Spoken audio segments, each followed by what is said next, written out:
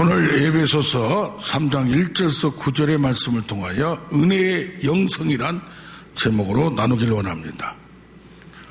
은혜의 영성이란 말은 과거의 왕년에 은혜를 받았다. 그게 아니고 계속 유지되는 현재의 삶을 얘기합니다. 그러려면 뼈저리게 느껴야 되는데 먼저 과거에 내가 사도 바울과 같이 복행자고 비방자였고 박해자였는데 지금 내가 사도로 선교자로 설교자로 바뀐 그 은혜를 내게 주신 은혜 여기저기 많이 나옵니다. 이것을 뼈저리게 느끼려면 어떻게 해야 되는가? 과거에 내 육체를 자랑하고 육체의 영성으로 살았다면 거기에서 잘못되었고 은혜로 내가 바뀌어졌다는 것을 뼈저리게 고백해야 될 줄로 믿습니다. 우리가 보면 깨어진 삶, 찢어진 삶, 가정이 깨어지든지 기업이 깨어지든지 찢어지든지 여러 가지로 내 건강이 깨어지든지 찢어지든지 이런 걸 겪어봐야 과거의 그 문제로 인하여 새로운 것을 발견할 수 있다는 얘기예요. 서정희 씨라고 아시죠? 제가 오래전에 경주 호텔에 가서 휴가를 갔을 때 가족하고 아침에 가보니까 서세훈하고 서정희 가족이 브렉퍼스트 이제 아침을 먹으려고 호텔에 거기에 나와 있는 거예요. 그러면서 바로 옆좌석에서 그걸 봤어요. 그렇게 나이도 저하고 비슷한 그런 것 같고 우리 부부하고 서정이는 20살 때 결혼해서 모든 걸 포기하고 딱 연예인 쪽 들어오자마자 서세훈이가 낚아챘어요. 서세훈 씨가 탁 그냥 대출을 해서 그런데 33년 결혼 생활 속에 2015년에 이혼을 했어요. 이분을 보면 굉장히 세심하고 서세원에 대해서 모든 걸 걸었던 것 같아요. 그러다 보니까 서세원을 목사까지 만들었어요. 목사까지. 외형적인 성공, 밖에서 못하는 거 영화 만들다가 실패하고 그런 것을 이쪽에서 그렇게 자기 남편을 만들려고 노력을 많이 했습니다. 그런데 이혼 후에 외부에서 자기 갇힌 과거 30년을 바라보니까 자유의 삶에서 이걸 보니까 자기가 가야 할 곳을 알게 됐고 정체성을 발견했다는 얘기입니다. 그래서 요즘 보면 새로운 모습을 60대인데 20대 같이 보이는 모습으로 이렇게 나타나게 돼요.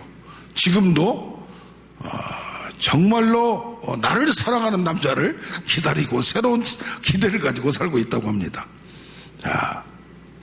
이번에 광주에서 아파트 사고가 났어요. 어떻게 보면 건설업계 관행, 이게 뭡니까?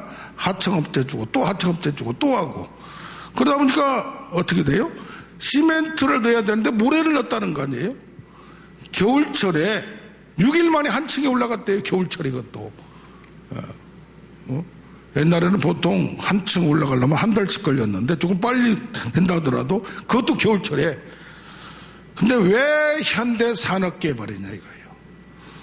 원래 정세정 아버님 정세정 회장님이 돌아가실 때 살아계실 때 싸움이 붙었어요. 현대 자동차를 키운 포니 정이란 그 이분이 있는데 형하고 정종 회장 이런 문제 때문에 그래서 마지막에 현대 자동차는 줄 수 없고 현대 산업개발을 가질래 현대 제철을 가질래 이러다가 산업개발을 건설 쪽을 선택한 걸로 알고 있어요. 무언가 문제가 있기 때문에 구조적으로 이것은 그냥 나타나지 않고 씨앗이 있었다는 얘기예요. 실패와 패망의 씨앗이 있었다는 얘기예요. 문제의 시작이 처음부터 몰락의 씨앗이 뿌려져 있다는 얘기예요. 이게 뭡니까?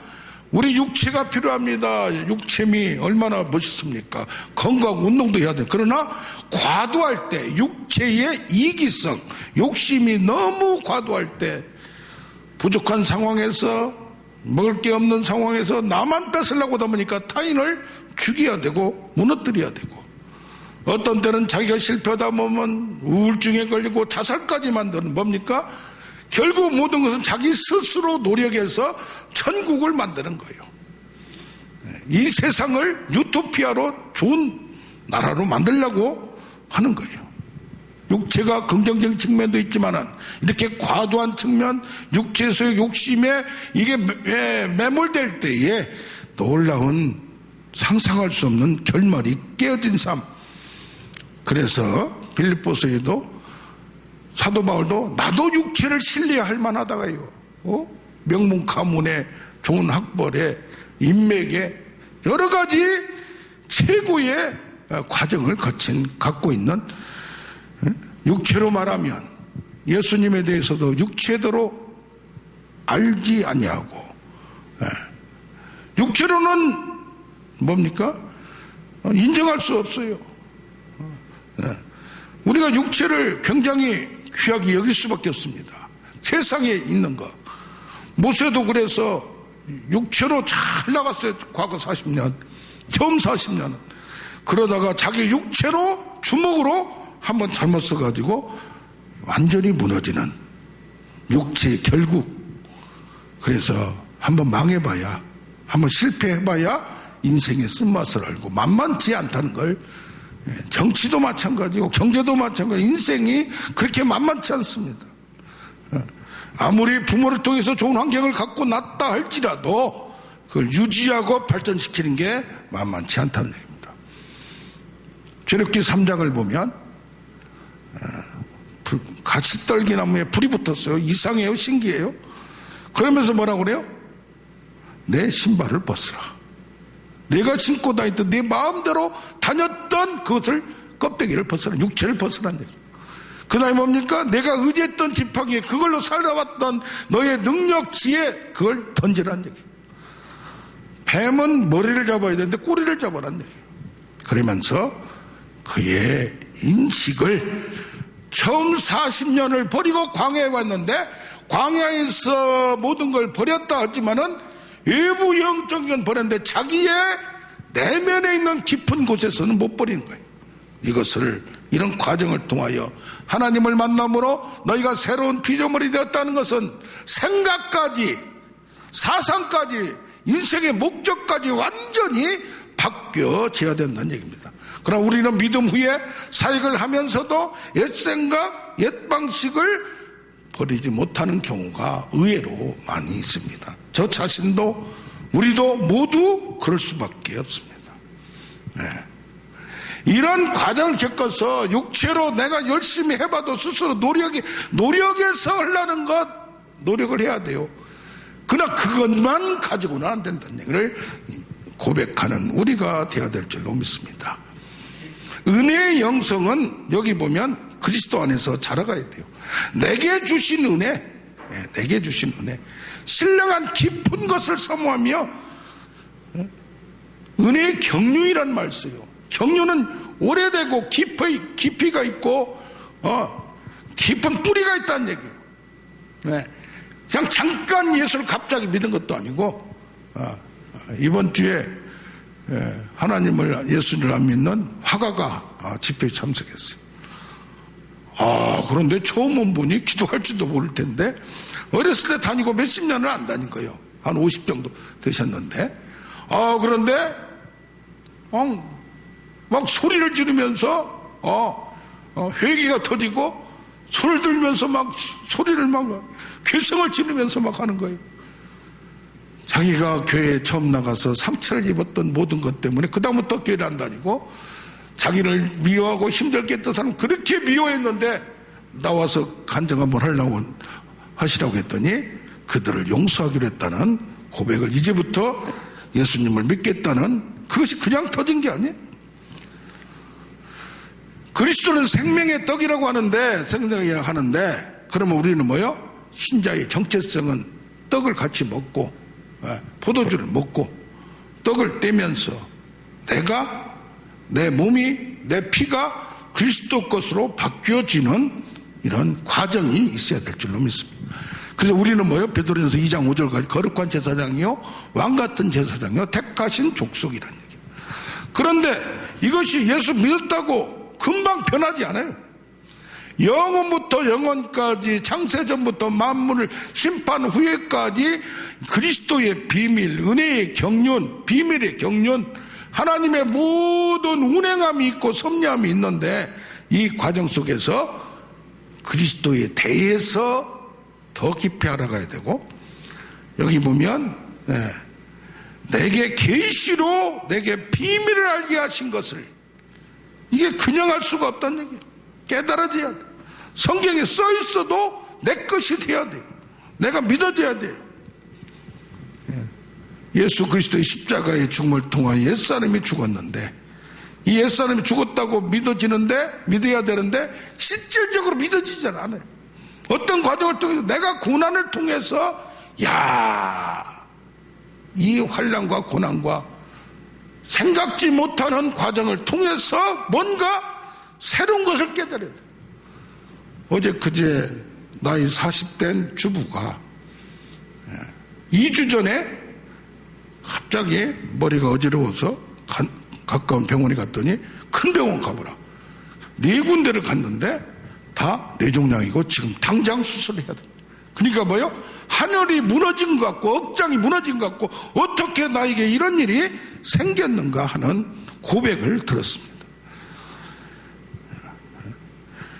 나는 지금 내가 다 온전하고 깨끗하고 다 문제 없는 것 같지만 나도 모르게 이 육체의 삶, 나의 몸, 나의 인생, 나의 삶에 비틀어지고 틈이 있고 이것이 문제가 있다는 것을 깨닫고, 여기에서 나의 잘못된 거, 인간의 그 외형, 거짓, 육체의 완악함, 이것을 다 던져버리고, 베드로전서 2장 8절을 보면 모퉁이돌이 머릿돌이 됐다고 했어요. 이 머릿돌이 걸려 넘어지면 실족하는 거고, 이 말씀에 순종하지 아니함으로 그를 모른다는 얘기예요. 우리가 예수 그리스도를 아무리 들어도 그것이 걸려 넘어지는 것이 아니라 예수 그리스도를 지칭한 말씀을 통해서 내가 믿어지고 순종될 때에 우리가 달라진다는 얘기입니다. 그러다 보면 내가 십자가의 죽음에서 예수님같이 부활을 하게 됐는데, 그럼 과거를 벗어버리고 새로운 생명이 된 게 뭐예요? 모든 게 달라지는 거예요. 이제 하나님의 말씀에 따라서 의롭게 살려고 노력하고 옳게 살려고 노력하는데, 우리가 뭐 도덕적 뭘로 흠이 없다는 게 아닙니다. 하나님의 진리에 따라서 살아가려고, 올바른 방법으로 살아가려고 할 때에 그 다음에 느끼는 건 뭐예요? 내가 이기성을 가졌다면, 나 혼자 노력해서 하려고 했다면, 내가 누려서 남보다 잘하고 남을 억압하며 자랑하려고 했다면, 그게 성공하려고 했다면, 이제는 뭡니까? 사랑의 동기로, 희생의 동기로 나도 살고 남을 살리는 이런 사람이 되기를 원하는 변화되는 삶이 되는 거예요. 목표가 달라져. 요한복음 5장 39절을 보면 바리새인들에게 예수님이 말씀합니다. 너희는 성경에 대해서 잘 알고 그대로 금식도 하고 그대로 생활을 하려고 그대로 모든 것을 율법을 잘 지키며 노력한 자요. 어릴 때부터 율법에 흠이 없는 자요. 그런데 성경을 너희가 상고하거니와 거기에서 뭘 얻으려고 그래? 영생, 생명을 얻으려고 하는데, 생명의 영생에서 진짜 얻으려고 했으면 뭐요? 나에 대해서 증언한 걸 알 것이다. 그러니까 뭡니까? 우리가 성경을 많이 안다는 이 바리새인과 성경의 박사는 사두개인들마저도, 성경 박사들도 거기에 매몰돼서 자기의 생각을 못 버린다는 얘기입니다. 마음이 안 바뀌는, 그걸 지킴으로, 내가 함으로 큰아들과 같이 자기가 가장 깨끗한 것 같아요. 남을 죽이지도 않았죠. 남의 여자를 탐내지도 않았죠. 전혀 문제가 없는 걸로 평가를 받고 그 인정을 받는 걸로 생각합니다. 그러나 정작 마음속에 자기 영혼 속에 하나님을 믿지 않는 경우가 있다는 얘기입니다. 형식적인 신앙인이 되기도 하나님을 만나는 경험이 없어요. 하나님을 뼈저리게 인정하지 않아요.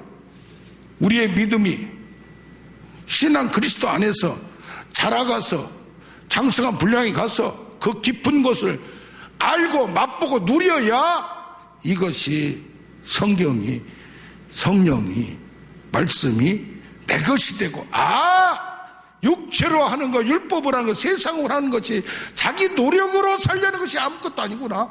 이것이 뭐요? 자기가 하나님 되려는 것이구나. 여기까지 뼈저리게 고백하고 나타나지 않으면 예수를 믿어도 사역을 해도 내가 열심히 하는 거예요. 내가 남보다 열심히 해서 인정받으려고 하는 거예요. 이게 뭡니까? 롯도 구약을 보면 롯이 잘못한 것 같지만 나와요.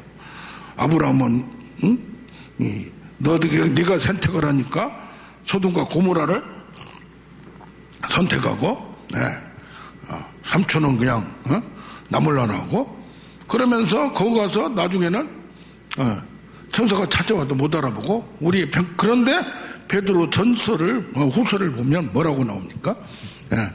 이 2장 7절에 보면 무법한 자들의 음란한 행실을 보고 고통당하는 의로운 롯이라고 했어요. 의로운 심령, 상한 심령, 그들이 의로운 심령이 상했다고 했어요. 그러니까 뭐냐? 우리가 보면 지금 롯을 구약적으로만 보면 이건 믿음이 없구나. 그러니까 롯의 처는 소금이 되고 딸들하고 살아가지고 잘못된 백성이 태초부터 됐구나, 처음부터 됐구나 폄하를 하지만은 어떻게 신앙적으로 보면 롯도 우리가 말하는 어느 정도의 신앙을 갖고 거기서 고민하고 했는데 안 됐다는 얘기예요. 아브라함은 로마서 4장 19절의 신약에서 말하는 것은 사라의 태가 죽은 것 같음을 보고도 믿음이 약하여지지 않았다는 거예요. 끝까지 믿었다는 얘기예요. 그 다음에 믿어서 그 약속을 의심하지도 않았다는 얘기예요. 약해지도 누구나 약해질 수 있고 없어질 수 있는데 이 아브라함의 신앙과 롯의 신앙을 비교해 보면 구약에서 볼 때는 하나는 믿음의 주사이고 하나는 믿음의 버린 사람 같았으나 신약적 입장에서 보면 복음이고 은혜라고 하니까 무조건 은혜 속에 있다고 해서 신앙이 곧바로 서 있는 건 아니다 이 말이야. 말로는 그런데 뼈저리게 아브라함 같이 믿음을 은혜라는 건 뭐요? 믿어진다는 얘기요. 하나님에 대해서 하나님의 것에 대해서 말씀에 대해서 믿어진다는 얘기인데 그냥 롯은 윤리적으로 도덕적으로 깨끗하면 어떤 경우가 많습니까? 어릴 때부터 교회를 다녔고 어릴 때부터 모태신앙이고 쥐락기를 다녔고 다 가정들도 어느 정도 다 교회를 다녀요. 자녀들도 다니고 남편도 다 다니는데 정작 어떤 문제에 있어서 하나님을 의지하지 못하는 경우가 많이 있을 수 있다는 얘기입니다. 우리가 은혜의 영성을 지금 현재 누리려면 어떻게 해야 되느냐 이 말이에요. 여기 말한 것 같이 사도 바울은 뭡니까? 은혜의 경륜, 계시로 비밀을 비밀의 경륜 8절에 나와요. 이 모든 성도보다도 얘 사도급이 아니에요. 더 작은 나에게 은혜를 주신 것은 측량할 수 없는 그리스도의 풍성함 그 속에 담겨있는 비밀을 이방인에게 전하게 하려고. 이게 뭡니까? 자기의 사명을 깨달았던 얘기예요. 사명을. 그래서 내가 지금 선교사로 간다 목사가 된다 이것만 사명이 아니에요. 하나님이 나를 어떻게 은혜를 주셨고 또 남은 인생 어떻게 살아야 되겠다는 투철한 사명의식, 은혜의식이 있어야 돼요. 특별히 개인마다 겪는 게 다나요. 오프라 인프라가 어릴 때 성폭행 당하고 그런 과정을 통해서 그런 깨어진 삶, 찢어진 삶을 통해서 그를 통하여 다른 사람들을 보살피고 치유자가 된 것 같이 우리가 남에게 선을 행합니다. 그러면 선을 행하는 동기가 다 달라요. 이게 어떤 믿음을 가졌느냐, 어떤 믿음뿐 아니라 그 전에 하나님의 말씀과 신학을 어떤 말씀과 어떤 신학을 가졌느냐에 따라서 다른 거예요. 자, 우리 봅시다. 내가 남을 도와줘요. 어려운 사람을 보살펴 섬겨요.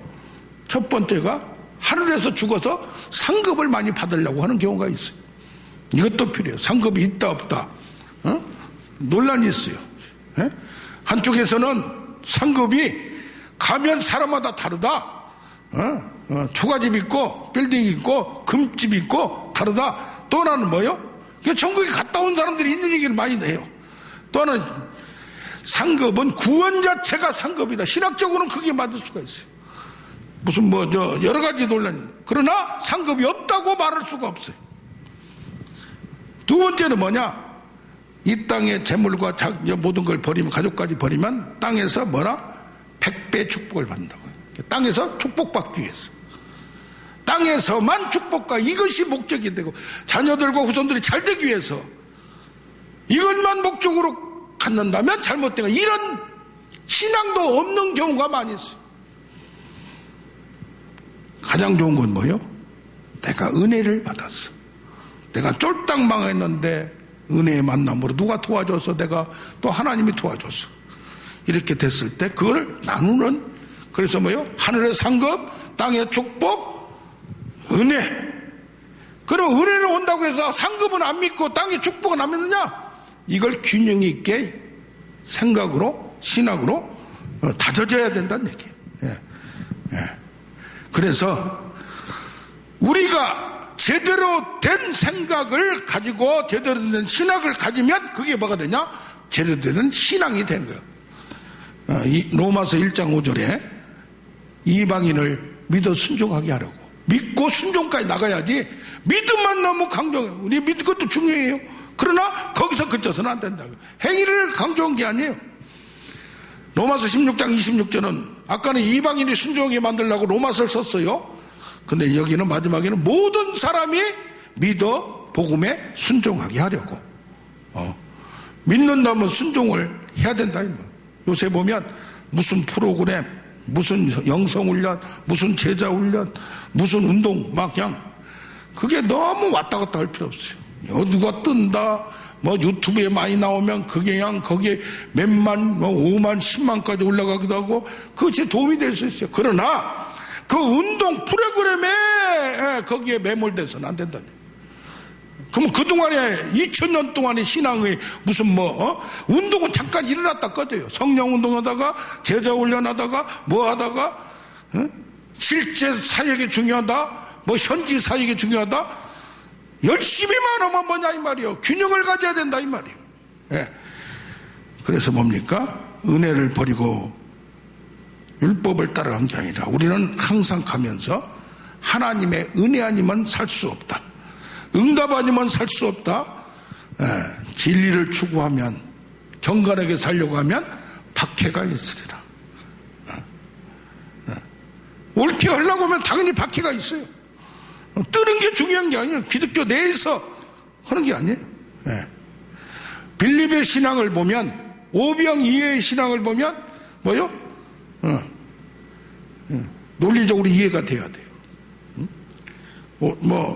빵을 사오는데 200대는 든다. 지금 사러 가도 안 된다. 굉장히 이런 사고도 필요해요. 믿으면 이성이 없는 게 아니에요. 맹신과 과신이, 이단들이 무조건 따라가니까 그런 거예요. 돈 벌라니까 누가 뭐라고 하는, 이거 투자하면, 이거 프로그램, 비트코인에 하면 그냥 떼돈 번다 하니까 사역자들이 또 기독교인들이 얼마나 많이 그쪽으로 다단계에 빠져 있는지 몰라요. 사람을 통해서 잘못된 게 올 때 끊을 줄도 알아야 되고 분별할 줄도 알아야 돼요. 빌립의 신앙이 계산하는 신앙이었다면 그 다음에 하나님을 보여달라고 그래요. 예수님한테. 나를 봤으면 하나님을 봤다 안다. 그게 뭡니까? 봐야만, 확인해야만. 빌립이 나중에는 예수님이 나타나니까 못 믿겠다. 내가 만져봐야, 체험해봐야 믿겠다는 그런 생각을 예수님의 제자지만은 갖고 있어요. 그러나 그런 과정을 통하여 믿을 만한 증거를 확실하게 알면 그걸 뛰어넘는 신앙이 되는 거예요. 우리는 논리와 이성을 버리라는 게 아니라 그걸 뛰어넘는 우리의 계시의 신앙, 말씀의 신앙이 될 줄로 믿습니다. 할렐루야. 아멘. 우리